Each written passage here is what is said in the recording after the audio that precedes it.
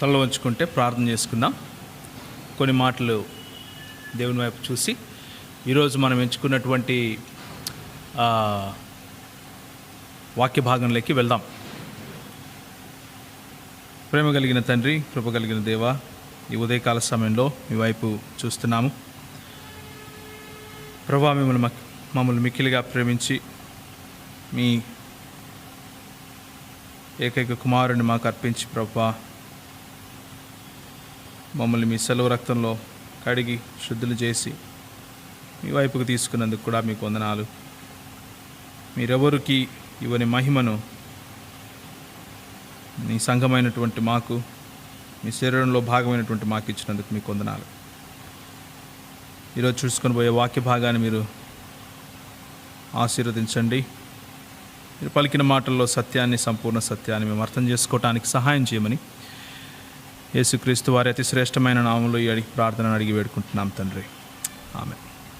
నాతో పాటు బైబిళ్ళు ఒకసారి తీసినట్లయితే ఆది కాండము 22వ అధ్యాయము మన అధ్యయనంలోని ఈరోజు మాటలు. ఆది కాండము 22వ అధ్యాయము. చాలా ఇంట్రెస్టింగ్ సంగతులు, లేకపోతే చాలా ఆసక్తికరమైన సంగతులు ఈరోజు మనం చూడబోతున్నాం. దయచేసి వాక్య భాగంలోకి వెళ్దాం. నేను తెలుగులో చదువుతున్నాను. 22వ అధ్యాయం. ఇక్కడ ఏముందంటే, ఆ సంగతులు జరిగిన తర్వాత దేవుడు అబ్రహామును పరిశోధించెను. ఎట్లనగా, ఆయన అబ్రహామా అని పిలువగా అతడు చిత్తము ప్రభువా అనెను. అప్పుడు ఆయన, నీవు ఒకడైయున్న నీ కుమారుని అనగా నీవు ప్రేమించు ఇస్సాకును తీసుకొని మోరియా దేశమునకు వెళ్ళి అక్కడ నేను నీతో చెప్పబోవు పర్వతములలో ఒక దాని మీద దహన బలిగా అతన్ని అర్పించమని చెప్పెను. ఈ వాక్య భాగం చాలా ప్రాముఖ్యమైన వాక్య భాగము. ఎందుకంటే దేవాది దేవుడైనటువంటి యెహోవా తను బహుగా ప్రేమించినటువంటి, లేకపోతే ఫ్రెండ్ అని పిలిచినటువంటి, లేకపోతే నా స్నేహితుడైన అబ్రహాముకు నేను ఏదైనా దాస్తానా అని ఎంతో సంబరంగా తన స్నేహితునిగా పిలుచుకున్న అబ్రహాముతో ప్రభువు చేస్తున్నటువంటి పని, అబ్రహాము జీవితంలో ప్రభువు తీసుకొస్తున్నటువంటి ఒక గొప్ప ఛాలెంజ్, ఒక సవాలు గురించి ఈరోజు చూసుకుంటున్నాం. ఎందుకు నేను సవాలు అంటున్నానంటే, ప్రతి క్రైస్తవ జీవితంలో కూడా ప్రభువు ఇలాంటి పనులే చేస్తూ ఉన్నారు. ఈ రోజుకు కూడా నా జీవితంలో, నీ జీవితంలో ప్రభువే మనకొక విజన్, లేకపోతే ఒక దర్శనము, ఒక గొప్ప ప్రణాళిక మనకు చూపిస్తారు. ఆ ప్రణాళికను తిరిగి ప్రభువుకే అర్పించమని ఆయన ఛాలెంజ్ చేస్తాడు. చేసినప్పుడు మనం ఎంత ఒబీడియంట్గా ఉంటున్నాం, మనం నిజంగా ఆయన ఇచ్చినటువంటి ఆ సవాలును స్వీకరించి మనకు ఆయన ద్వారా కలిగినటువంటి ఈ సంపదని, ఈ విజన్ని, ఈ మిషన్ని, లేకపోతే ఆ ప్రణాళికని, లేకపోతే తలాంతుని తిరిగి మనం ప్రభువుకు సమర్పించగలమా? మనము ఇచ్చువానికంటే ఆయన ఇచ్చిన గిఫ్ట్ పైన ఎక్కువ ఇంట్రెస్ట్ పెట్టుకుంటామా? లేకపోతే the giver himself is greater than the gift అన్న ఆ ఆధ్యాత్మిక కోణంలో మనం దాన్ని తీసుకుంటామా? ఇది మనకి ఈరోజు ఉన్నటువంటి సమస్య. మన క్రైస్తవ సంఘంలో కూడా, మన క్రైస్తవ సమాజంలో కూడా ఈ రోజుకు కూడా మనం చూసే విషయం ఏంటంటే, ప్రభు మనకు ఒక తలాంత్ ఇస్తాడు, ప్రభు మనకు ఒక గిఫ్ట్ని ఇస్తాడు. ఎన్నో రోజులుగా గోజాడి ప్రార్థించి ఏడ్చి, ప్రభువా మాకు దయచేయి, మాకివ్వు అంటే ఆయన మనకు ఒక గిఫ్ట్ ఇస్తాడు. ఇచ్చిన తర్వాత ప్రభు ఆ గిఫ్ట్ను he asks us to give it back. మనము ఇవ్వటానికి, మనం దాన్ని విడిచిపెట్టడానికి, మనం దాన్ని ప్రభువుకు సమర్పించటానికి చాలా బాధపడతాం. And Abraham stood faithful in the test. ప్రభు ఆయనను పరిశోధించి అన్నాడు, నీకు ఒక్కడై ఉన్న నీ కుమారుని అనగా నీవు ప్రేమించు ఇస్సాకును తీసుకొని మోరియా దేశమునకు వెళ్ళి అక్కడ నేను నీతో చెప్పబోవు పర్వతముల ఒకానొక పర్వతంలో ఆయనని సమర్పించుము అని చెప్పాడు.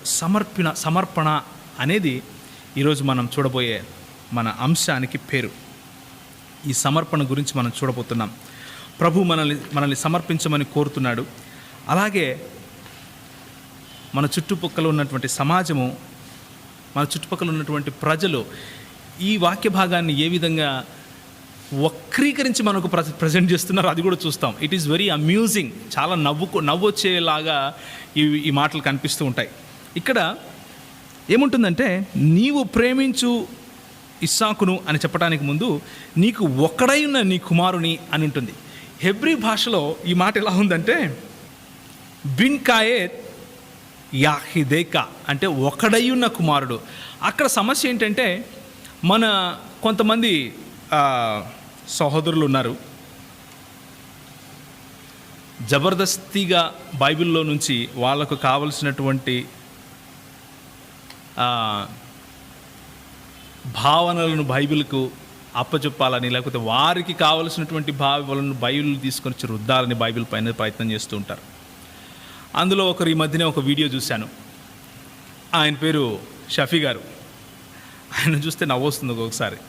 ఆయన ఏమంటారంటే, ఒక్కడై ఉన్న కుమారుడు కదా, కానీ అప్పటికే ఇస్మాయిల్ పుట్టున్నాడు కదా, అప్పటికి ఒకడెలా అవుతాడు, ఇద్దరు కదండి అని అన్నాడు.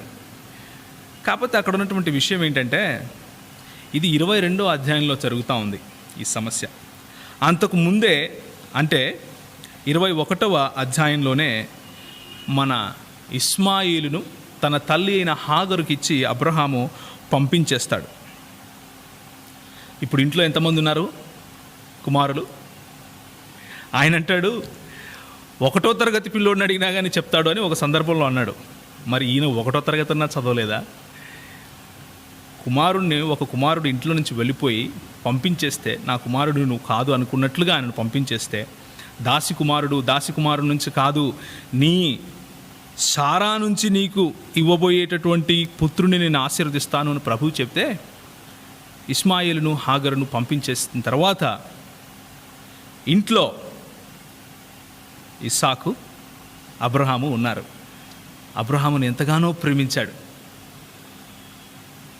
ఆయనతో ప్రభు ఈ మాట మాట్లాడుతున్నాడు. ఏమంటున్నాడండి? నీ ఒక్కడై ఉన్న నీ కుమారుని అనగా నీవు ప్రేమించు ఇస్సాకును తీసుకుని మోరియా దేశములకు, నీవు ప్రేమించు ఇస్సాకును అని ఇంత క్లియర్గా చెప్తూ ఉంటే, మన ముస్లిం సోదరుడైనటువంటి షఫీ గారు మాత్రం ఏమంటారంటే, కాదు అక్కడ యూదులు క్రైస్తవులు కలిసి ఏదో పన్నాగం పన్నుతున్నారు, వాళ్ళక్కడ ఇస్మాయిలు ఉండాల్సింది తీసుకొని ఇస్సాకు ఉండాల్సిన ప్రదేశంలో ఇస్మాయిలు అన్న మాట ఉండాలి, వాళ్ళు మార్చుకున్నారు అనే అభియోగం చేస్తున్నట్లుగా మనకు కనిపిస్తూ ఉంటుంది. మరి వాస్తవం అసలు బైబిల్ ఏమంటుంది? బైబిల్ ఇచ్చే సమాధానం ఏమిటో ఒకసారి పరిశీలిద్దాం. బైబిల్ పరిశీలన మేరకు ఒక్క మాటలో చెప్పాలంటే, బైబిల్ని పరిశీలిస్తే అదే విషయం తెలుస్తుంది. ఏ విషయము? ఇస్సాకుని కాదు, ఇష్మాయిల్ని, పెద్ద కుమారుణ్ణే బలివ్వడం కోసం తీసుకెళ్లారు అన్న విషయమే మనకు తెలుస్తుంది. కానీ ఇష్మాయిలు కాదు ఇస్సాకుని అని మార్చే ప్రయత్నాలు చేసినట్లుగా మనకు బైబిల్లో కనబడుతుంది. వాస్తవానికి ఇష్మాయిల్నే బలి కోసం తీసుకెళ్లారు, కానీ ఇష్మాయిల్ని కాదు ఇస్సాకుని బలివ్వడం కోసం తీసుకెళ్లారని మార్చే ప్రయత్నాలు చేసినట్టుగా ఆ ప్రయత్నాలు కూడా మనకి ఇక్కడ కనబడుతున్నాయి. ఒకసారి జాగ్రత్తగా పరిశీలించండి, అసలు విషయం ఏం జరిగిందో చూద్దాం. కొద్దిసేపు మన సబ్జెక్ట్ను కొంచెం సైడ్లో పెట్టేసి, అంటే ప్రభు మనకిచ్చినటువంటి తలాంతులను, ప్రభు మనకిచ్చినటువంటి విజన్ని, ప్రభు మనకిచ్చినటువంటి బాధ్యతను, ప్రభు మనకిచ్చినటువంటి పరిచర్యను తిరిగి ఆయనకే సమర్పించాలి అన్నటువంటి ఆ పరిశోధన, లేకపోతే ఆ టెస్ట్ అనేదాన్ని ప్రభు మనకిచ్చినటువంటి ఆ సబ్జెక్ట్ను కొంచెం పక్కన పెడితే, ప్రస్తుతానికి మన ముస్లిం సోదరుడు మనం నవ్వుకోవడానికి ఇచ్చినటువంటి ఈ ఉదాహరణను ఒకసారి చూద్దాం. ఆ వీడియోలో ఏముందంటే, ఆయన అంటాడు, ఏమండి 16వ అధ్యాయము ఆఖరి వచనంలో ఏముందంటే, ఆయన చెప్పే స్టోరీ చెప్తున్నాను. మొత్తం బైబిల్ గ్రంథంలో నుంచి మన ముస్లిం సోదరుడైనటువంటి షఫీ గారు, యుఐఆర్సి ప్రెసిడెంట్ అంట ఆయన గారు, ఆయన చెప్పే విషయము నేను మీకు ఇప్పుడు చెప్పబోతున్నాను. ఆయన ఏమంటారంటే, 16వ అధ్యాయంలో ఆఖరి వచనంలో, హాగరు అబ్రహామునకు ఇష్మాయేలును కనునప్పుడు అబ్రహాము 80 ఏండ్ల వాడై 80 ఏండ్ల వాడు. 17వ అధ్యాయం మొదటి వచనంలో ఏముంటుందంటే, అబ్రహాము 99 ఏండ్ల వాడైనప్పుడు యెహోవా అతనికి ప్రత్యక్షమై అని ఉంటుంది.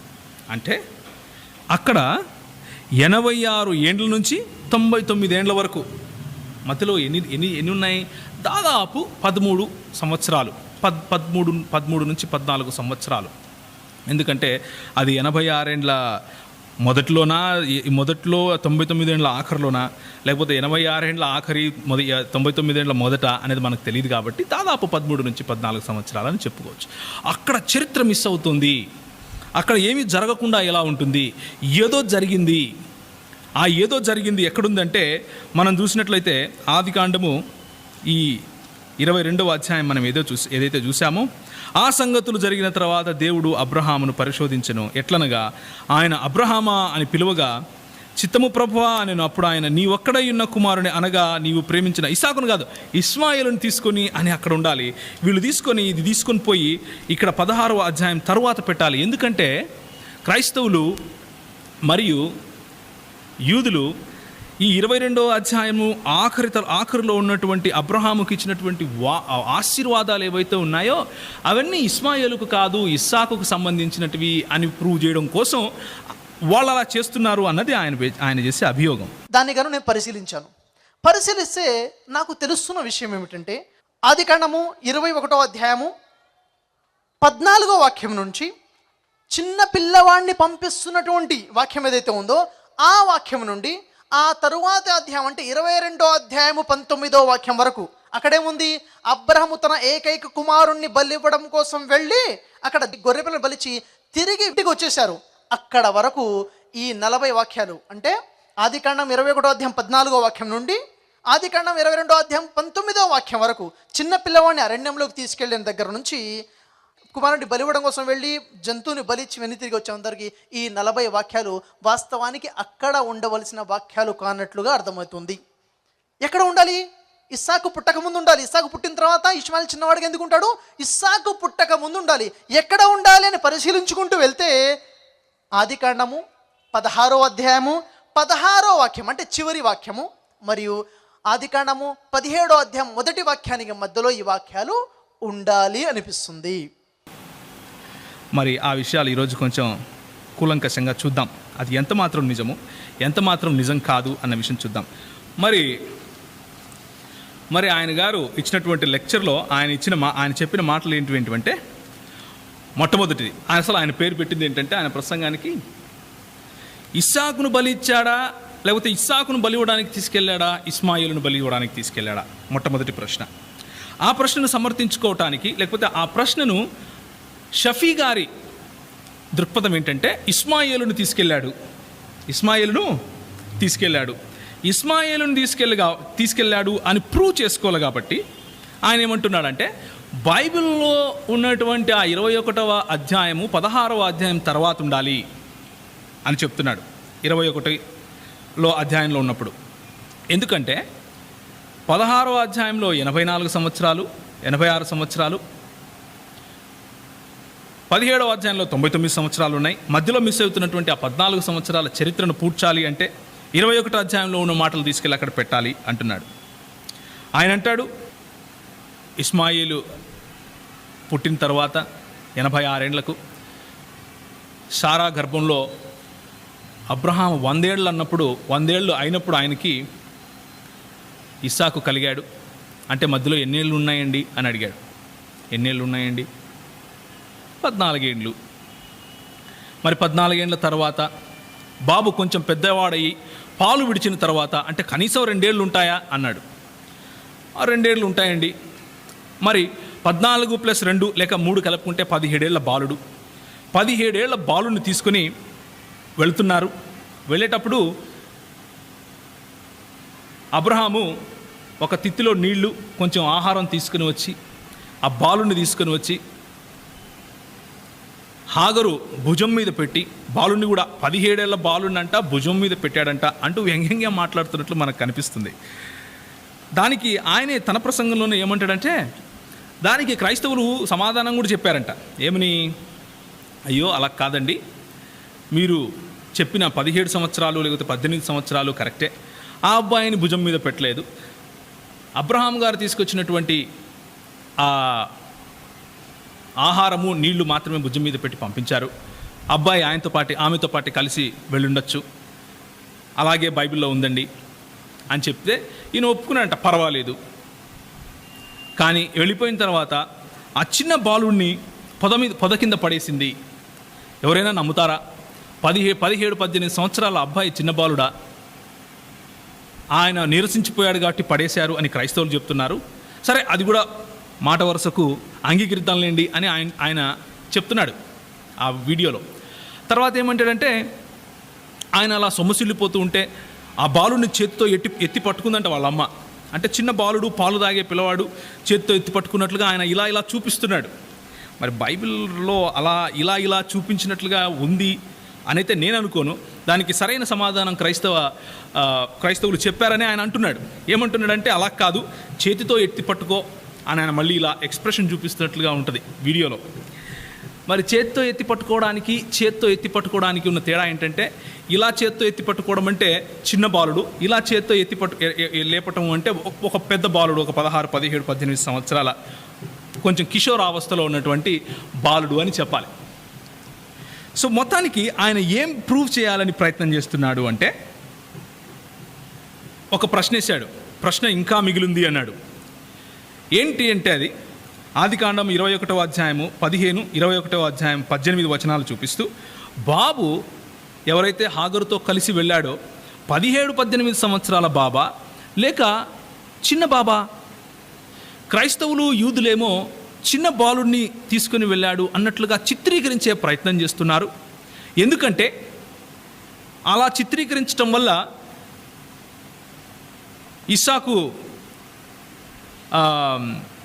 ఇస్సాకు తర్వాత పుడతాడు, ఇస్సాకును తీసుకెళ్ళి వెళ్ళి బలి అర్పించినట్లుగా మనం చూపించవచ్చు అన్నట్లుగా ఆయన దాన్ని అర్థం చెప్పే ప్రయత్నం చేశాడు.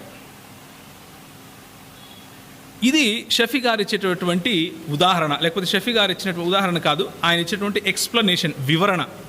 ఏమంటాడంటే, అదే కనుక మనం ఈ 22వ అధ్యాయము తీసుకొని వచ్చి 16వ అధ్యాయము లాస్ట్లో పెడితే, అప్పుడు ఏకైక బాలుడు ఎవరవుతారు? ఇస్మాయిలే.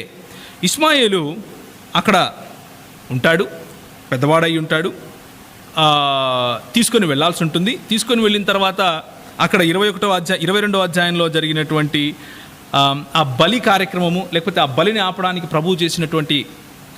ప్రభు ఏర్పాటు చేసినటువంటి వేరే గొర్రె, అదంతా కూడా అయిపోయిన తర్వాత ప్రభు ఇచ్చినటువంటి ఆ ఆశీర్వాదాలన్నీ కూడా ఇస్మాయిలుకు చెందుతాయి.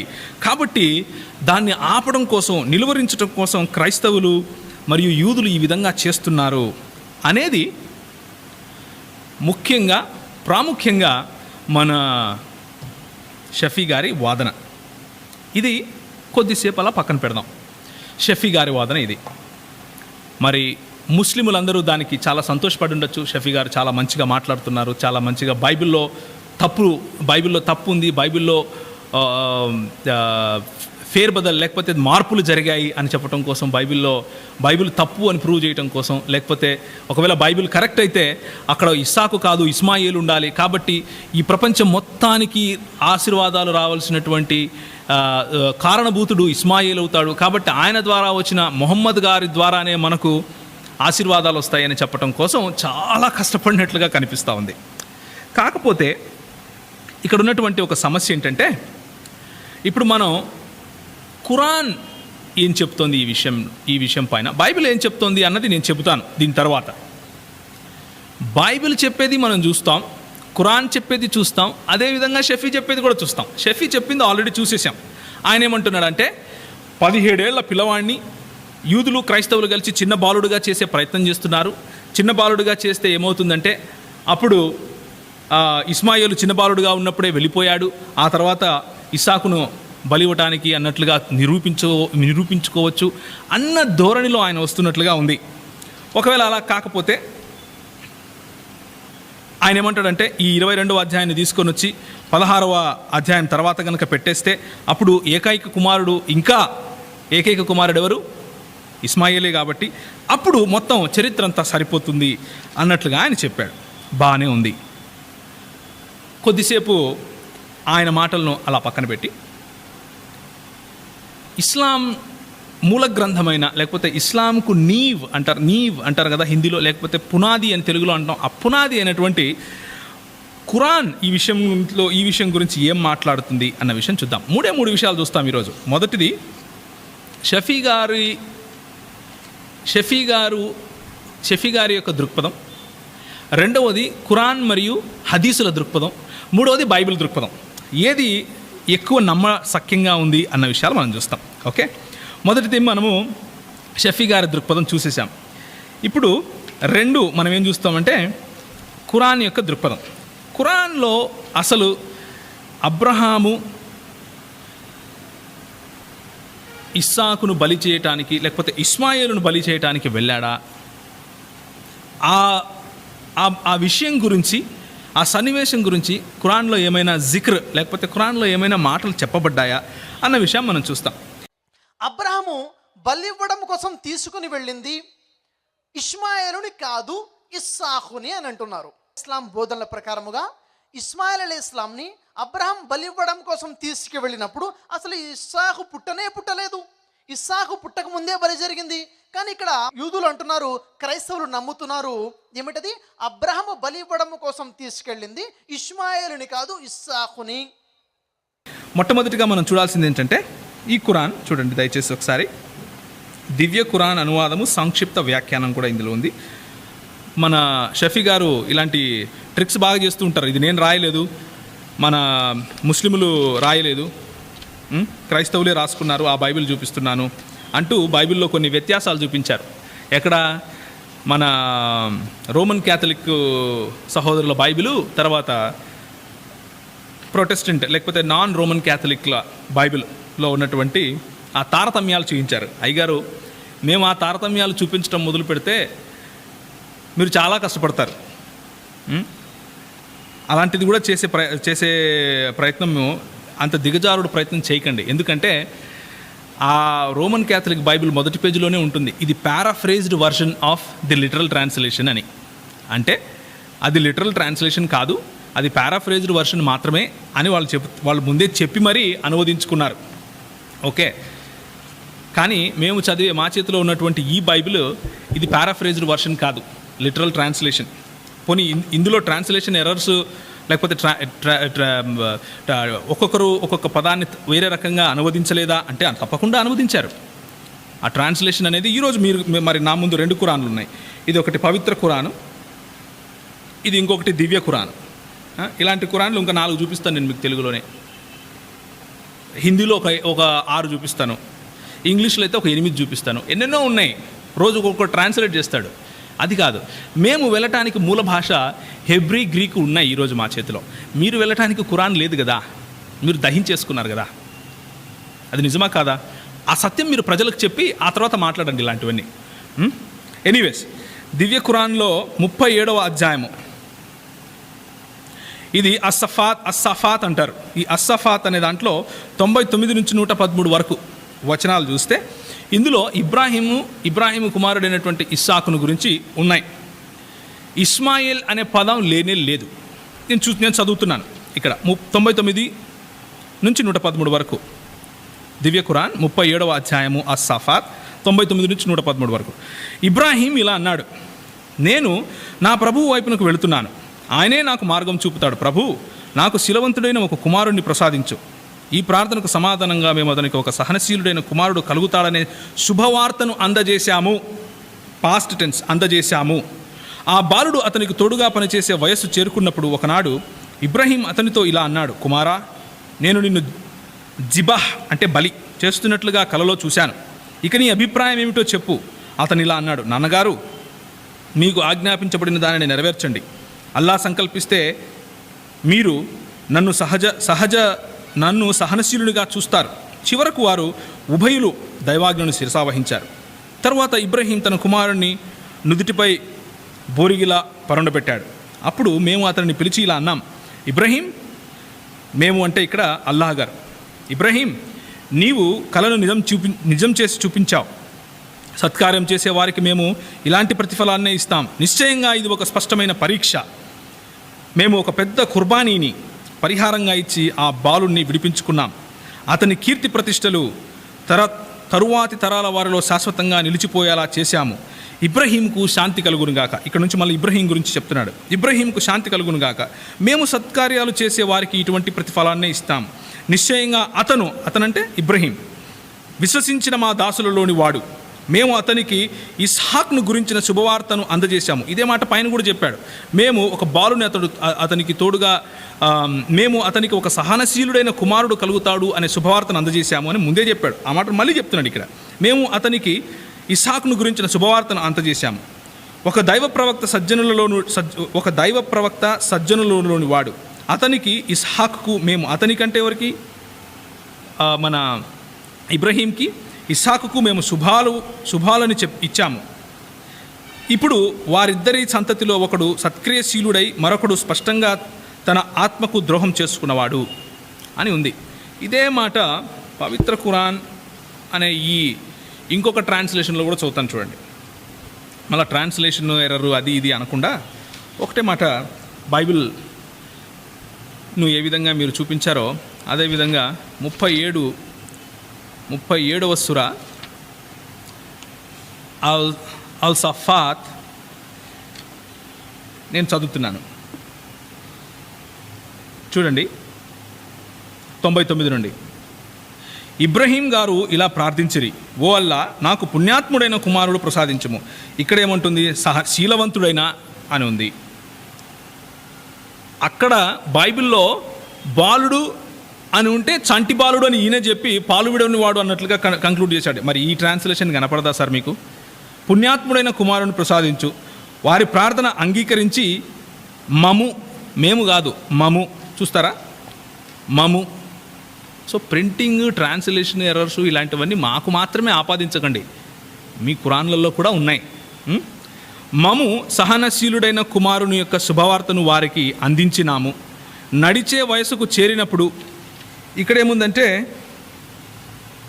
పని చేసే వయసుకు చేరుకున్నప్పుడు. ఇది నడిచే వయసా పని చేసే వయసా? నడిచే వయసు అంటే 2 సంవత్సరాలు కూడా కావచ్చు, 3 సంవత్సరాలు కూడా కావచ్చు. పని చేసే వయసు అంటే దాదాపు 14-15 సంవత్సరాలు అవుతుంది. మరి ఏది నిజమో? మరి ఇది మేము ట్రాన్స్లేట్ చేయలేదు సార్, ఇది హకీముల్ ఉమ్మత్ హజరత్ మౌలానా అష్రఫ్ అలీ గారు చేశారు. ఆ తర్వాత తండ్రి తన ఇద్దరు మా ఆజ్ఞను స్వీకరించి తండ్రి తనను బోర్లా పడవేసును. వెంటనే మేము ఇలా ఆదేశించాము, ఇబ్రహీం మీరు కలను నిజం చేసి చూపించినారు. సత్కార్యంలో ముందడుగు వేసే వారికి మేము కూడా మహత్తర ప్రతిఫలం ప్రసాదిస్తాం. నిస్సందేహంగా ఇది ఒక గొప్ప పరీక్ష. దీనికి బదులుగా మేము జంతు కుర్బాన్ని ప్రసాదించి దానికి మహోన్నత స్థానం ప్రసాదించుచున్నాం. ఎక్కడ? దేనికి? జంతు కుర్బానికి. ఇక్కడేముంది? మేము ఒక పెద్ద కుర్బానీని పరిహారంగా ఇచ్చి ఆ బాలుని విడిపించుకున్నాం. అతని కీర్తి ప్రతిష్టలు. ఇక్కడేమేముంది? జంతు కుర్బానీని ప్రసాదించి దానికి అంటే కుర్బానీకి మహోన్నత స్థానమును ప్రసాదించుకున్నాం. ఏది కరెక్ట్ అండి? కుర్బానీకి మహోన్నత స్థానమా, లేకపోతే పెద్ద కుర్బానీ మాత్రమేనా ఇది? అది మీరు ముస్లిములు దయచేసి షఫీ గారిని అడగాలి. ఆ తర్వాత ఏమంటాడంటే, ఇబ్రహీం గారిపై అనుగ్రహం ఉన్నది. సత్కార్యములు అవలంబించే వారికి మహత్తర ప్రతిఫలము మేము ప్రసాదించదము. నిస్సందేహంగా ప్రవక్త ఇబ్రహీం గారు మాపై విశ్వాసం ఉంచిన దాసులయ్యుండిరి. మరియు ఇబ్రహీం గారికి సద్గుణులు కుమారుడు అగు ఇస్హాక్ యొక్క శుభవార్తను మేము పంపినాము. అంటే అది కూడా పాస్ట్ టెన్సే. ఇబ్రహీం గారిపై మరియు ఇస్హాక్ గారిపై కూడా మేము గొప్ప అభ్యుదయములు అవతరింపజేసినాము. మరియు సంతతిలో సత్కార్యములు అవలంబించేవారు ఉండిరి. ఏది సార్? ఇస్మాయిల్ పేరే లేదు ఇక్కడ అని అడగండి. నేను ఎందుకు ఇస్మాయిల్ పేరు లేదు, ఎందుకు ఈ మాట చెప్తున్నాను అంటే, ఖురాన్ 12వ అధ్యాయము 111వ వచనం కనుక చూస్తే, 12వ అధ్యాయము అంటే ఏంటంటే, దాన్ని ఏమంటారంటే యూసుఫ్ అంటారు. సూరత్ అల్ యూసుఫ్ 12వ అధ్యాయం 111వ వచనం. 111వ వచనం చూడండి సార్. ఇది కూడా మేము ప్రచురించలేదు, ఇది మీరు ప్రచురించిందే. దివ్య ఖురాన్ అనువాదము సంక్షిప్త వ్యాఖ్యానము హైదరాబాద్లోనే ప్రచురించారు. షేక్ హమీదుల్లా షరీఫ్ బిఏ గారు ఆయన తర్జుమా చేశారు. ఆయన ఏమంటున్నాడంటే, పూర్వపు ప్రజలకు సంబంధించిన ఈ గాథలలో బుద్ధి స్పృహ ఉన్న వారికి ఒక గుణపాఠం ఉన్నది. ఖురాన్లో చెప్పబడుతున్న ఇవన్నీ కల్పిత విషయాలు కావు.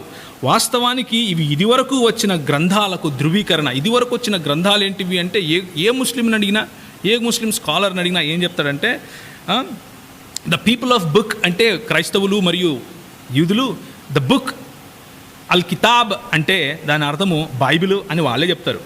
ప్రతి విషయానికి వివరణ, ప్రతి విషయానికి. రాకెట్ సైన్స్ గురించి కాదు, కెమిస్ట్రీ గురించి కాదు, ఎలక్ట్రిసిటీ గురించి కాదు, మేము దీని గురించి అడగటం కూడా లేదు. దీన్ని అలా ట్రాన్స్లేట్ చేయొచ్చు, అలా కూడా అర్థం చేసుకోవచ్చు ప్రతి విషయానికి అని. కానీ మేము సింపుల్గా ఏమడుగుతున్నామంటే బైబిల్లో ఉన్న విషయాలను ధృవీకరించడానికి, బైబిల్లో ఉన్న విషయాలను ఎక్స్ప్లెయిన్ చేయటానికి ఈ పుస్తకం వచ్చింది. ఏమంటున్నాడు ఇక్కడ? ప్రతి విషయానికి వివరణ, విశ్వసించే వారికి హితబోధ, దేవుని కారుణ్యము. ఈ పుస్తకం మరి వివరణ ఏది సార్ బైబిల్లో ఉన్నవానికి? బైబిల్లోనేమో చాలా క్లియర్గా ఇస్సాకుని తీసుకెళ్ళాడు అని ఉంది. నీ ఒకగానొక కుమారుడైన, ఎందుకంటే అప్పటికే ఇస్మాయిలు వెళ్ళిపోయాడు ఇంట్లో నుండి, నీ ఒక కుమారుడుగా ఉన్నటువంటి ఇస్సాకుని తీసుకెళ్ళిపో అని చాలా క్లియర్గా ఉంది. మరి షఫీ గారేమో అది కాదు, అక్కడ వాళ్ళు మోసం చేస్తున్నారు. పర్వాలేదు, పోనీలేండి, ఆయన మాట పట్టుకునే వెళ్దాం. ఆయన విశ్వసించే ఖురాన్ ఏం చెప్తుంది అని చూస్తున్నాం. ఆయన 37వ అధ్యాయంలో చూసాం ఇస్మాయిల్ పేరు లేదు, 37వ అధ్యాయంలో చూసాం ఇస్సాకు గురించే ఉంది. మరి 12వ అధ్యాయంలో వచ్చి చూస్తున్నాం ఏమంటున్నాడంటే ఖురాను అన్నిటికీ వివరణ అంటుంది. పోనీ 12వ అధ్యాయం తప్పు అనుకుందాం, 10వ అధ్యాయానికి వెళ్దాం. 10వ అధ్యాయము అంటే యూనుస్, సూరత్ అల్ యూనుస్ 37వ వచనం చూపించమంటారా? 37, ఇదిగోండి. ఇది పూర్వం వచ్చిన దానికి ధృవీకరణ. అల్ కితాబ్ అంటే బైబిల్. అల్ కితాబ్కు వివరణ అంటే అల్ కితాబ్లో ఉన్న వాటిల్లో ఏదైనా స్పష్టంగా లేకపోతే దానికి వివరణ ఇస్తుంది. ఇది మరి వివరణ లేదు కదా.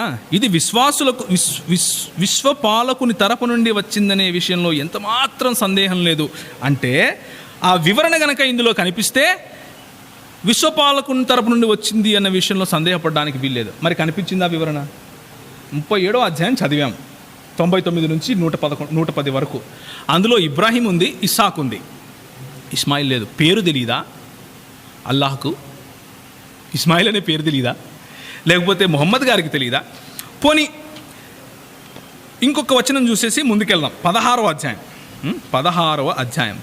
అధ్యాయం ఏమంటారంటే 17 బనీ ఇస్రాయిల్, 16 అన్నహల్ 89లో ఏముంటుందంటే, మేము ప్రతి సంఘంలో నుండి ఒక సాక్షిని లేపి నిలబెట్టే రోజు గురించి ప్రవక్త వారిని హెచ్చరించు. ఆ సాక్షి తన సంఘానికి వ్యతిరేకంగా సాక్ష్యం ఇస్తాడు. వారికి వ్యతిరేకంగా సాక్ష్యం ఇవ్వటానికి మేము నిన్ను తీసుకుని వస్తున్నాం. మేము ఈ గ్రంథాన్ని అంటే ఖురాన్ గ్రంథాన్ని నీపై అవతరింపజేశాము. అది ప్రతి విషయాన్ని స్పష్టంగా వివరిస్తుంది. ఏది స్పష్టత? ఇస్మాయిలా అనే దాంట్లోనే స్పష్టత లేదు. ప్రవక్త ఇస్మాయిల్ దగ్గర నుంచి వచ్చాడు అని చెప్పడానికి అల్లా గారు మరి ముస్లింల దేవుడైన అల్లా స్పష్టత చూపించడేంటి? సో ఇప్పుడు షఫీ గారు ఒక మాట అన్నారు, నేను కంపారిటివ్ రిలీజన్స్ అవుతాను, ఈ రెండు సమాంతరంగా ఉండాలి, సమాంతరంగా లేవు కదా, ఇస్లాం చెప్పేదేమో ఇస్మాయిల్ అని, క్రైస్తవులేమో ఇస్సాక్ అంటున్నారు, ఎందుకు సమాంతరంగా లేదు అని చదివి చూశాను అంటున్నాను. నేను కూడా ఆయన చేసే పద్ధతినే అవలంబించాలని చూస్తున్నాను. ఒక్క 10 నిమిషాలు. నాకు అవసరం లేదు, క్రైస్తవులకి ఎవరికి అవసరం లేదండి ఖురాన్తో సమాంతరంగా ఉండాలని. వాళ్ళకు అవసరం, ఎందుకంటే వాళ్ళకి చెప్పింది ఇంతకుముందు వెలువడిన పుస్తకాన్ని ధృవీకరించడానికి ఖురాన్ వచ్చానని. మనకు చెప్పలేదు ఖురాన్ను ధృవీకరించడానికి బైబిల్ వచ్చిందని. కాబట్టి మనకు అవసరం లేదు, వాళ్ళకు అవసరం. వాళ్ళ పద్ధతిలోనే వెళ్ళి చూద్దాం. సమాంతరంగా లేదే ఇది అని చూడటానికి ప్రయత్నించేద్దాం. షఫీ గారు అంటున్నారు సమాంతరంగా లేదని. మరి ఎక్కడ సమాంతరంగా లేదు? ఈ పుస్తకం వచ్చింది ఎందుకు? ఇంతకుముందు వెలువడిన దానిని ధృవీకరించడం కోసం. మరి వచ్చిన పుస్తకంలోనే వెతుకుతున్నాడు ఎవరు? షఫీ గారు. ఏమని? సమాంతరంగా లేదు కాబట్టి ఏ చాప్టర్ తీసుకెళ్ళి ఎక్కడ పెడితే పని అవుతుంది అని. పోనీ ఖురాన్లో స్పష్టత లేదు.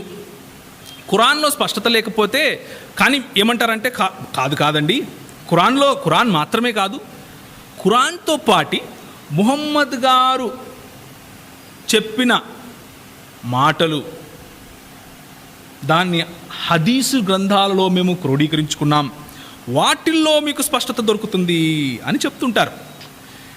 సరే చూద్దాము అని చెప్పేసి వెళ్దాం. The history of all తబరీ. అల్ తబరీ అంటే ఎవరో కాదండి. అల్ తబరీ అంటే క్రైస్తవుడు కాదు. అల్ తబరీ అంటే షఫీకి సంబంధించిన వాడు కూడా కాదు. అల్ తబరీ అంటే అర్లియస్ట్ స్కాలర్స్లో ఒకడు, అర్లియస్ట్ హిస్టారియన్స్లో ఒకరు. ఆయన ఏమంటాడంటే తారీఖ్ రసూల్ వా మలుక్ అంటే the history of profits and Kings అనే ఈ పుస్తకం రాశాడు. దీన్ని వాల్యూమ్ నెంబర్ 2 అంటారు. తారీఖ్ అల్ రసూల్ వాల్ ములుక్ ఆర్ ముల్క్ అంటే కింగ్డమ్ అని. అందులో ఒక మాట ఉంటుంది చూడండి, నేను చూపిస్తాను. ఈ పుస్తకం కూడా మేము ప్రచురించలేదండి, క్రైస్తవులు ప్రచురించలేదు. ఇది ప్రచురించింది కూడా ముస్లిములే. రియాద్లో ప్రచురించారు, మన సౌదీ అరేబియాలో. అక్కడ ఆయన ఏమంటాడంటే ఈ ముస్లిం సముదాయంలో అబ్రహాము తీసుకుని వెళ్ళింది ఇస్మాయేలునా లేక ఇస్సాకునా అన్న దానిపై కొంచెం గలిబిలి ఉంది అని ఆయనే చెప్తున్నాడు. ఆయన మాటల్లోనే చెప్తున్నాడు. ఆయన మాటల్లో చెప్తూ, ఇంగ్లీష్ భాషలో ఉంది కాబట్టి ఇంగ్లీష్లో చదువుతాను. Some say it was Isaac while others say it was Ismail. Both views are supported by the statements related to the authority of messenger of God. అంటే మొహమ్మద్ గారు ఇస్మాయిలును తీసుకెళ్ళాడు అని చెప్పినట్లు కూడా అథారిటీ ఉంది, ఇసాకును తీసుకెళ్ళాడు అబ్రహాము అని చెప్పినట్లు కూడా అథారిటీ ఉంది. మరి మొహమ్మద్ గారు ఇద్దరి గురించి చెప్పినట్లుగా ఇక్కడ కనిపిస్తూ ఉంది. చెప్పడానికి ఎవరెవరు ఉన్నారంటే according to Abu Kuraib, according to Al Husain, according to Yaqub ibn Ulayya, Al Muthanna ibn Abi Adi Dawud, according to ibn Al Muthanna Muhammad, according to ibn Humaid Ibrahim, according to Humaid Salma, according to Yunus. వీళ్ళందరి ప్రకారంగా వీళ్ళందరూ ఎవరు? వీళ్ళందరూ కూడా సహబాన్ అంటే మొహమ్మద్ గారి అనుచరులు, మొహమ్మద్ గారు చెప్తుండగా విన్నవాళ్ళు. వీళ్ళందరి ప్రకారంగా మొహమ్మద్ గారు ఏమన్నారంటే కాదు ఇస్సాకును తీసుకెళ్ళాడు అబ్రహాం గారు అని చెప్తున్నాడని వీళ్ళు చెప్తున్నారు. కానీ ఇంకొంతమంది ఉన్నారు.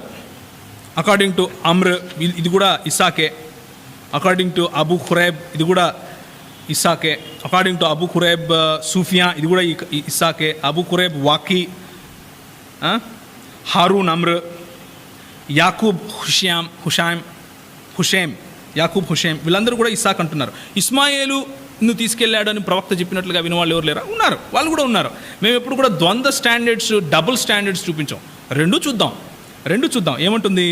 Abu Kuraib and Ishaq, according to Abu Kuraib and Ishaq, according to Bashar Yahya, according to Humaid Yahya, Yaqub Hisham Ali, according to Yaqub ibn Ulayya, according to ibn Al Muthanna Muhammad, according to Ulayya Laith, Abdallah ibn Wahb, Sinan Al Khazij, according to Muhammad bin Sina Hajaj. వీళ్ళందరూ దాదాపు ఒక 20 మంది ఇస్మాయిల్ని తీసుకెళ్లారు అంటుంటే, దాదాపు ఒక 15 మంది లేదు ఇస్సాకును తీసుకెళ్లారు అని ఎర్లీ ముస్లిం సమాజంలో, అంటే మొట్టమొదటి ముస్లిం సమాజంలో ఈ భేదాభిప్రాయాలు ఉన్నాయి. ఓకే, ముస్లిం సమాజంలో భేదాభిప్రాయాలు ఉన్నాయి. ఖురాన్ క్లారిటీ ఇచ్చిందా? ఇవ్వలేదు. పోనీ ముస్లిం సముదాయం క్లారిటీ ఇచ్చిందా? ఇవ్వలేదు. వారిద్దరిలో భేదాభిప్రాయం ఉన్నాయి. ఇదన్నీ చెప్పిన తర్వాత page number 89 Abraham and friends of merciful అన్న ఈ చాప్టర్, ప్రాఫిట్స్ అండ్ పేట్రియార్క్స్ అన్న ఈ పుస్తకం, ద హిస్టరీ ఆఫ్ అల్ తబరీ, తారీఖ్ అల్ రసూల్ వల్ ములుక్ అనే ఈ పుస్తకంలో తబరీ గారు ఏం రాస్తున్నారంటే, ఇదంతా కాదు కానీ as for the above mentioned proof from the Quran that it really was Isaac. ఆయన దాన్ని ఎస్టాబ్లిష్ చేసేస్తున్నాడు. ఖురాన్ చెప్పిన మాట పైన మీకు చూపించినటువంటి ప్రూఫ్లు బట్టి ఇది ఇస్సాకే, ఇది నేను కాదు, మేము రాసుకోలేదు బాబు, ఇది కూడా ముస్లింలే రాసుకున్నారు.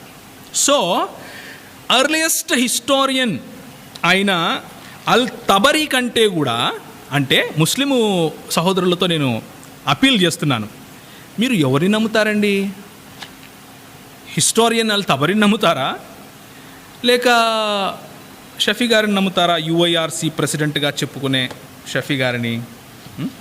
అది మీరు ఆలోచించుకోండి, మీరే ఆయనని ప్రశ్నించండి.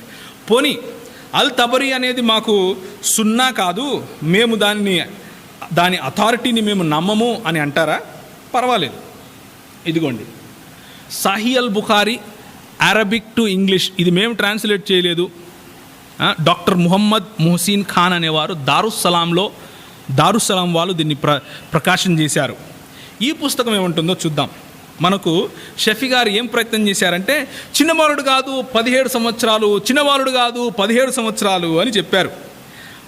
మొహమ్మద్ ప్రవక్త గారు ఏమన్నారంట, అలంతా కాదు బాబు, ఇస్సాక్నే తీసుకెళ్ళాడు అని కొంతమందికి చెప్పాడంట. కాదు ఇస్మాయిల్ని తీసుకెళ్ళాడు అని కొంతమందికి చెప్పాడంట. ఈ రెండు విన్న అల్ తబరీ గారు ఏమంటున్నారు, కాదు ఇస్సాక్నే తీసుకెళ్ళాడని నేను ధృవీకరిస్తున్నాను అని చెప్పాడు. పోనీ దాన్ని పక్కన పెట్టేద్దాం. డైరెక్ట్గా మొహమ్మద్ గారు ఏం నేర్పించారో అది చూద్దాం. ఇదేంటి? సాహీ అల్ బుఖారీ. ఖురాన్ తరువాత సాహీ అల్ బుఖారీ, సాహీ ముస్లిం, సునన్ అబు దావూద్ ఇలాంటి పుస్తకాలను ప్రతి ముస్లిము కూడా యాక్సెప్ట్ చేస్తాడు. ప్రతి ముస్లిం కూడా దానిని పవిత్ర గ్రంథాలుగా, లేకపోతే సున్నాగా, లేకపోతే మొహమ్మద్ గారు ఇచ్చినటువంటి మంచి టీచింగ్గా దాన్ని యాక్సెప్ట్ చేస్తారు. దాన్ని ఖురాన్కి ఇచ్చినటువంటి దర్జానే ఇస్తారు. ఎందుకంటే ఖురాన్ ఏ సమయంలో ఏ ఆయత వచ్చింది, ఎందుకు వచ్చింది అన్న వివరణ హదీసుల్లోనే దొరుకుతుంది. హదీసులు పక్కన పెడితే ఖురాన్ మీనింగ్లెస్. ఎనీవేస్, ఇప్పుడు చూడండి Sahih Al Bukhari book number 60, the book of the stories of the prophets, 3364, 3364 hadith number. ఏమంటుందంటే, ఇబ్రాహిం గారు brought her and her son Ismail while she used to nurse him. Nurse అంటే అర్థం తెలుసండి, పాలు ఇవ్వటం.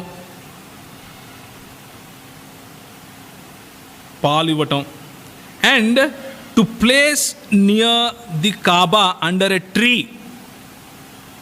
On the spot of Zamzam అనే ప్రాంతంలో, కాబా అనే ప్రాంతం దగ్గర ఆయన ఒక చెట్టు కింద వాళ్ళని కూర్చోపెట్టాడు. ఆయన వెళ్ళిపోయాడు అక్కడి నుంచి. వెళ్ళిపోయి కాబా వైపు చూసి ప్రార్థన చేశాడు అని అక్కడ ఉంది. ఆ తర్వాత Ismail's mother went on suckling Ismail, అంటే ఆ ఇస్మాయిల్ చిన్నవాడు, ఆమెకు పాలు పడుతూనే ఉంది, ఎక్కడ చనిపోతాడో, ఎక్కడ ఇదవుతాడో అని.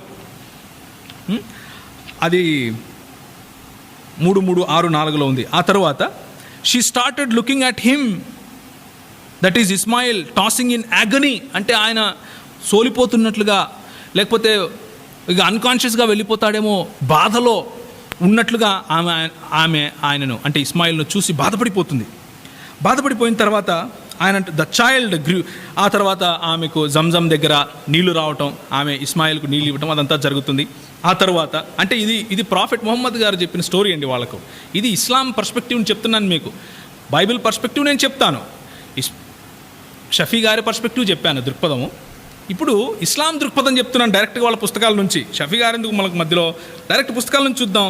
చూడండి, ద చైల్డ్ అంటే ఈ అబ్బాయి చిన్నవాడు, గ్రూ అప్ అంటే పెరిగాడు, and learned Arabic from them and caused them to love and admire him as he grew up and while he reached the age of puberty అంటే అర్థం ఏంటంటే కిషోర దశ అంటే ఎప్పుడు వస్తుందండి? దాదాపు 14 ఏళ్ళ 13 ఏళ్ళ, కొంతమందికి 12 ఏళ్ళు అనుకోండి. 12 నుంచి 16 ఏళ్ళ లోపు ప్యూబర్టీ అంటారు. ఆడపిల్లలకైతే ప్యూబర్టీ అనేది కొంతమందికి 9 నుంచి 12 లేకపోతే 13 సంవత్సరాల్లో వస్తుంది. మగపిల్లలకు ప్యూబర్టీ అనేది 12 నుంచి 14 సంవత్సరాల లోపల వస్తుంది. ఇది అందరికీ తెలిసిన విషయమే. మరి 1వ తరగతి వాళ్ళకు కూడా తెలుసు అన్నట్లుగా నేను ఛాలెంజ్ చేయలేను, కానీ చాలామందికి తెలుసు అని మాత్రం చెప్పగలుగుతాను. ఇది 3364లో చెప్పిన మాట. లేదు కాదండి, ప్యూబర్టీ అంటే ఇంకా ఎక్కువ అయ్యుండొచ్చు అని కూడా ఆయన చెప్పొచ్చు. పోనీ దాన్ని పక్కన పెడదాం. ఇంకొక హదీస్ దాని పక్కనే ఉంటుంది. 33 3366 6వ హదీసు, 3365వ హదీసు చూడండి. 3365వ హదీసు ఇక్కడేముంటుందే, Ismail's mother use to drink water from the water skin so that her milk would increase for her child. ఆమె అబ్రహాం ఇచ్చినటువంటి ఆ నీళ్ళ తిత్తులో నీళ్లు ఎక్కువగా తింటూ తాగేది, ఎందుకంటే ఆమె పాలు పెరగాలి కాబట్టి. ఎందుకంటే చిన్న పిల్లవాడు కదా, పాలు తాగుతున్నాడు, ఇంకా ఆ పాలు తాగే పిల్లవాడికి ఇవ్వాలి కాబట్టి అలా చేస్తూ ఉంది. He made her sit under a tree. ఆ తర్వాత Ismail's mother started drinking from the water and her milk increased for her child. అంటే ఇస్లామీ దృక్పథం ప్రకారము, ముహమ్మద్ గారు నేర్పించినటువంటి పాఠం ప్రకారము, ఇస్మాయేలు మరియు హాగరును తీసుకొని అబ్రహాము వాళ్ళిద్దరిని అడవిలో విడిచిపెట్టినప్పుడు, లేకపోతే ఆ అరణ్యంలో ఎడారిలో విడిచిపెట్టినప్పుడు, ఆయన లేకపోతే ఇస్మాయిల్ గారు చాలా చిన్నవాడు, పాలు తాగే పిల్లవాడు అని మనకు ఈ ఇస్లాం మనకు నేర్పిస్తూ ఉంది. నేను దానికి అలా చెప్పటం కోసం నేను ఏం వాడానంటే సహీ అల్ బుఖారీ వాడాను. సహీ అల్ బుఖారీ ఖురాన్లో చెప్పిన మాటలను ధృవీకరిస్తూ ఏమంటుందంటే, చిన్న బాలుడిగా ఉన్నప్పుడే ఆయనను అబ్రహాం బయటికి పంపించేశాడు. షఫీ గారి పర్స్పెక్టివ్ చెప్పాను, ఇప్పుడు ఇస్లాం పర్స్పెక్టివ్ చెప్పాను. ఇస్లాం పర్స్పెక్టివ్ ఏంటంటే ఖురాన్ నిజానికి డీటెయిల్స్ ఇవ్వాలి, డీటెయిల్స్ ఇవ్వలేదు. ఖురాన్ యొక్క అందులో మాత్రం ఇస్సాకు అన్నట్లుగానే 33వ అధ్యాయంలో మనం చూసాం. ఆ తర్వాత దాన్ని ధృవీకరిస్తూ అల్ తబరీ గారు ఇస్సాకునే తీసుకెళ్ళాడు అన్నట్లుగా కంక్లూడ్ చేశాడు. అయినప్పటికీ ఇస్మాయిలునా ఇస్సాకునా అన్న కొంచెం గలిబిలి ఈ ముస్లిం సమాజంలో ఉంది అన్నట్లుగా కూడా ఆయన నమోదు చేశాడు. ఆ తరువాత మనము సహీ అల్ బుఖారీలో చూసాం. సహీ అల్ బుఖారీలో ఏముందంటే ఆయన చిన్న పిల్లవాడుగా ఉన్నప్పుడే ఆయనను తీసుకుని వెళ్ళాడు అని ఉంది. ఆ తర్వాత అదే సహీ అల్ బుఖారీలో ఈ ఒక్క చిన్న మాట చెప్పి బైబిల్ పర్స్పెక్టివ్, బైబిల్ యొక్క దృక్పథం వైపుకు వెళ్దాం. అదే సహీ అల్ బుఖారీ 60వ హదీస్లో ఏముంటుంది అంటే, ఆయన అంటే అబ్రహాము వాళ్ళను విడిచిపెట్టి వెళ్ళిపోయిన తర్వాత ఇంకెప్పుడు వాళ్ళని చూడలేదు. ఎప్పటి వరకు చూడలేదు? ఆయన పెద్ద పెరిగి, ఎవరు ఇస్మాయిల్ పెద్ద పెరిగి ఒక పెండ్లి చేసుకుని, ఆ తర్వాత later on her boy reach the age of puberty and married a lady from then an idea occurred to Ibrahim. ఏం ఐడియా వచ్చిందంటే ఆయన వెళ్ళి చూడాలి అని, to call upon the dependence I left. ఆయన వెళ్ళాడు. అప్పటికే హాగరు చనిపోయింది. హాగరు చనిపోయిన తరువాత మొట్టమొదటిసారి ఇబ్రాహీం గారు ఇస్మాయిలును కలవటానికి వెళ్ళాడు. ఇస్మాయిలు కలవటానికి వెళ్ళినప్పుడు ఆయనకు ఆల్రెడీ పెండ్లయింది.